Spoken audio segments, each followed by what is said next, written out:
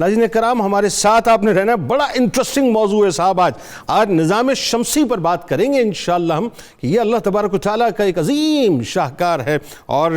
بات یہ ہے کہ ساری حمد ساری ثنا بے شک میرے رب کی ہے، تمام حمد اس پاک پروردگار کی ہے جو حمدوں کا سلسلہ نعمتوں سے اور نعمتوں کا سلسلہ ناظرین شکر سے جوڑنے والا ہے، جس کی مدح تک بولنے والوں کی رسائی نہیں، جس نے آفتاب و مہتاب کی قندیلیں لٹکائیں، ستاروں کی چمکیلی چمکیاں ٹانکیں، زمین کا یہ فرش بچھایا اور آسمان کا شامیانہ لگایا۔ انسانی سانسوں کا بہترین مصرف ناظرین اس عظیم ترین رب کی عظمتوں کو بیان کرنا اور اس کے بنائے ہوئے شاہکاروں پر غور و فکر کرنا ہے۔ انہی شاہکاروں میں اگر ہم صرف نظام شمسی ہی کو دیکھیں ناظرین، جو میرے رب کے کارخانے اور اس کی شان کے سامنے ادنا سا شاہکار ہے، تو یہی میرے رب کا ایسا شاہکار ہے جو اس کی حقانیت اور اس کی وحدانیت کی انتہائی واضح اور روشن ترین دلیل ہے۔ ناظرین اس کے لیے کافی یہ کہہ دینا کہ جس کو سمجھنے اور جس کی وسعت کا احاطہ کرنے کا انسان سوچ بھی نہیں سکتا، یعنی انسان کی عقل وہاں پر مکمل طور پہ قاصر ہو جاتی ہے کہ پورے نظام شمسی کا ایک توازن میں رہنا،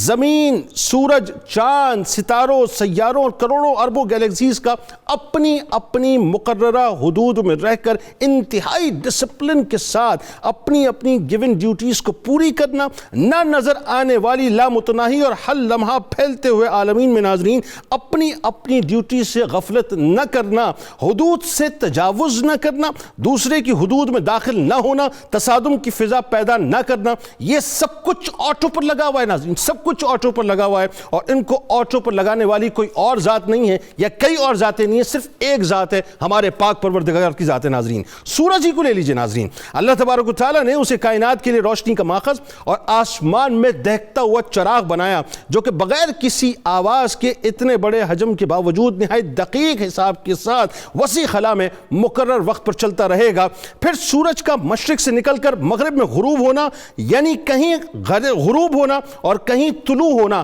یعنی 24 گھنٹے اپنی ڈیوٹی پر مکمل طور پہ مامور رہنا، چاند کا روشنی پر چھا کر دن کو رات میں تبدیل کرنا، پھر سورج کی کرن کا رات کی تاریکی کو چیر کر اجالا کر دینا، پھر سورج اور چاند کی منازل کا متعین کیے جانا اور اپنے تعین کے مطابق دن رات اس میں سفر کرنا، ستاروں کا ٹمٹمانا، راستے بتانا۔ اگر صرف میرے رب کے نظام شمسی کے ان شاہکاروں پر غور کر لیا جائے ناظرین، تو اس میں صرف عقل والوں کے لیے نشانیاں نہیں ہیں، بلکہ عقل کے اندھوں اور بالخصوص ملحدوں کے لیے بھی بڑی بڑی نشانیاں موجود ہیں۔ نہ آفتاب کی یہ مجال ہے، اب سورہ یاسین سے ناظرین آواز آتی ہے کہ نہ آفتاب کی یہ مجال ہے کہ مہتاب کو پکڑے، اور نہ رات دن پر آگے بڑھنے والی ہے، سب کے سب فلک میں تیرتے پھرتے ہیں۔ اسی کے ساتھ ساتھ ناظرین میں ایک بات آپ کو اور بتلاؤں، یعنی الحاد کے حامی جہالت کی اینک اتار کر عقل کا چشمہ لگا کر ذرا سوچیں، ایک لمحے سوچیں، بلا تمثیل عرض کر رہا ہوں